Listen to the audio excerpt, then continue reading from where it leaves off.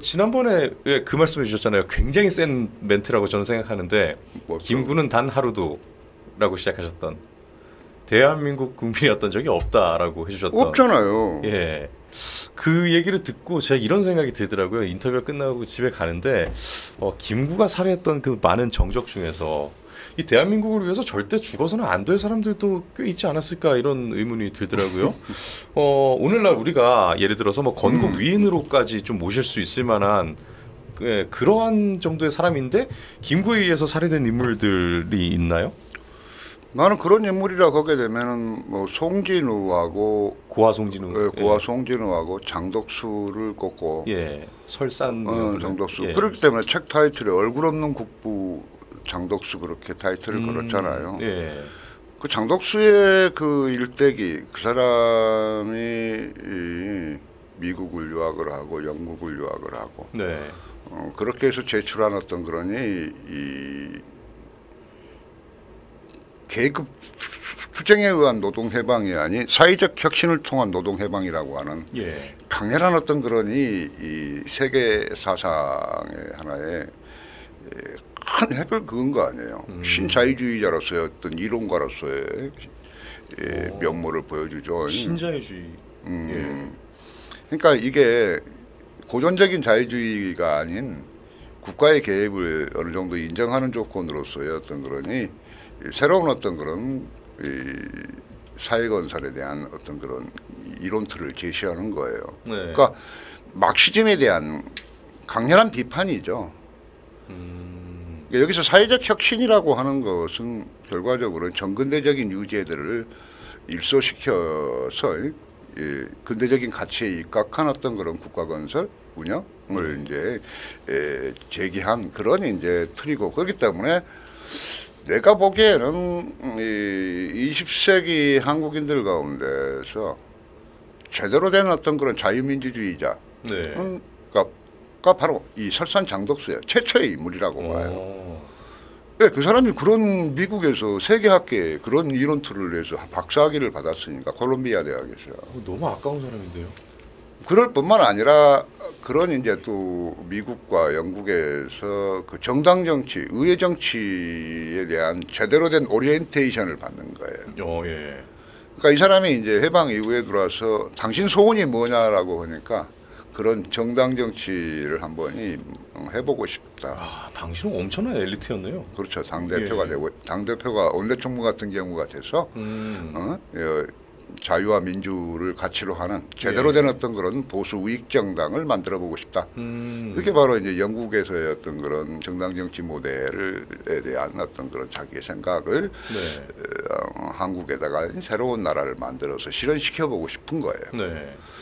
그러니까 그 사람은 이제 그 당시 국회 정치 이 부분, 그러니까 영국을 가서 저기 정치학 그런 걸 공부를 했고 또 미국에서 또 살았고 그것이 뭐 한 십몇 년이니까 3, 4년인가 되게 됐고 그러는 과정에서 많은 이제 인적 역망을 구축해서 유엔 뭐 미국의 국무성이라든가 뭐 국방성 뭐 하원, 상원 그리고 뭐 유엔 관련 사람들과도 이제 긴밀한 관계를 갖고 있죠.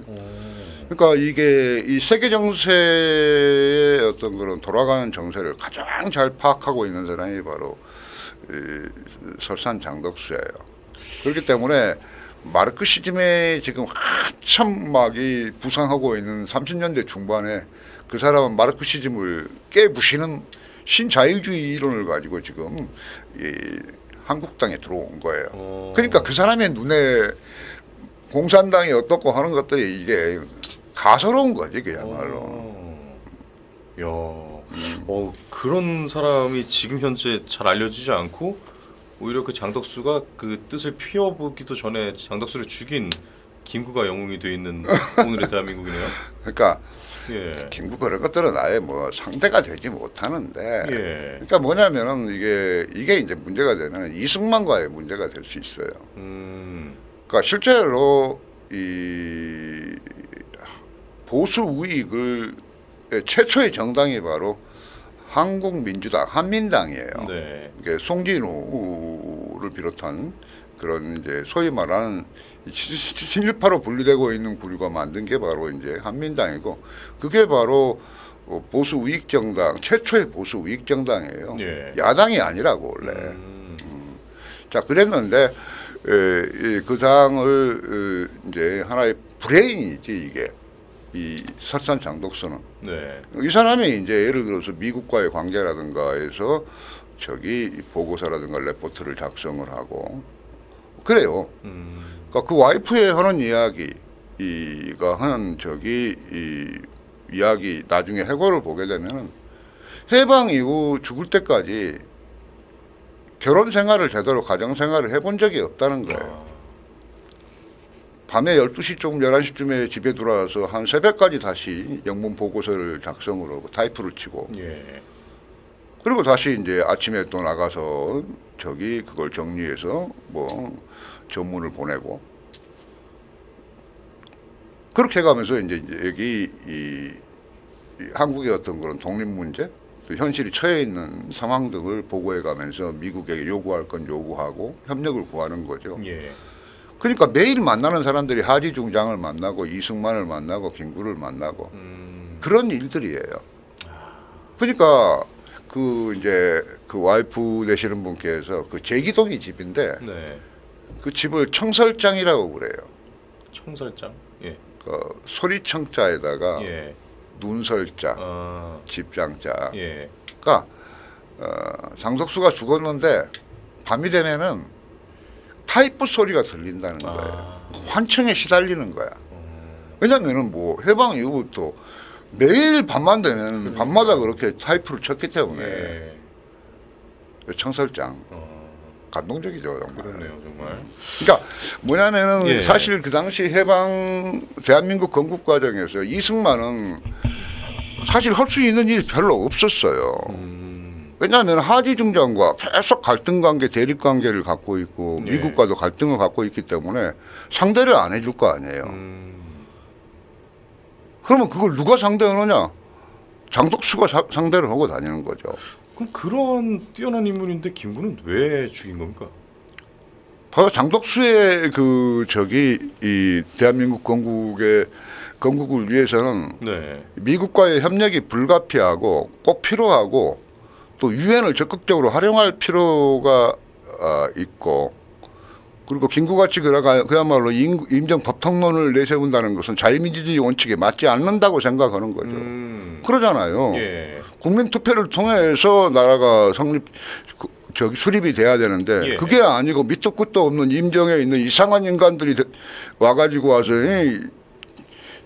여기 이 대한민국 국가를 권력을 장악하겠다. 이게 말이 안 되는 거거든. 그게. 그러니까요. 말이 자기들이 뭐 임정 요인들이라 하지만 택도 없는 인간들 아니에요. 아 그러면 본인의 이제 이 권력을 유지시키는데 좀 방해가 된다 생각을 했나 보죠. 당연히 방해가 되죠. 그러니까 해조 출신이기 때문에 이 장독수도 예. 어떻게 보면 고향 후배예요. 아 그렇네요. 진짜. 상당히 뛰어난 정치가로서의 면모를 가지고 있고 대한민국 건국과 발전에 기여해낼 수 있는 인재인데 그런 식으로 자기 자신의 어떤 그런 이 정치적인 이해관계에 맞지 않는다고 그래서 밑에 애들을 동원시켜서 살해한 거 아니에요. 어떻게 죽였나요, 장덕수는? 총이었나요? 총이죠. 총으로. 그렇군요.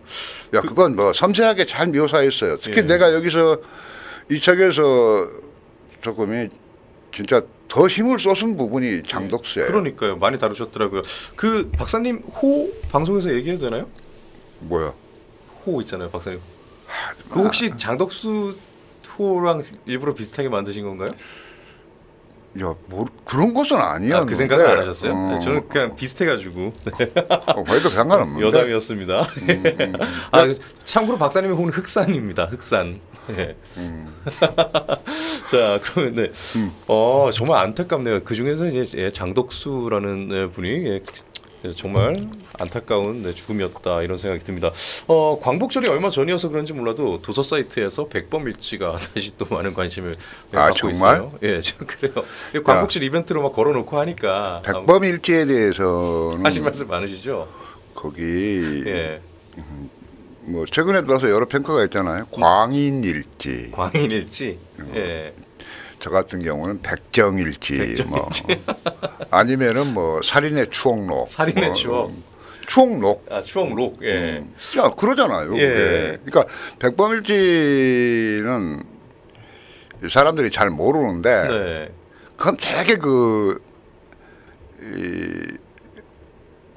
이걸 팩션이라고 해야 되는가? 그러니까 사실과 살짝 섞어가지고 거짓말이 네. 섞여 있는 거예요. 근데 섞여 있는데 잘 섞어야 되는데 네. 김구는 지력이 안 되니까 엉망진창으로 섞어놨어요.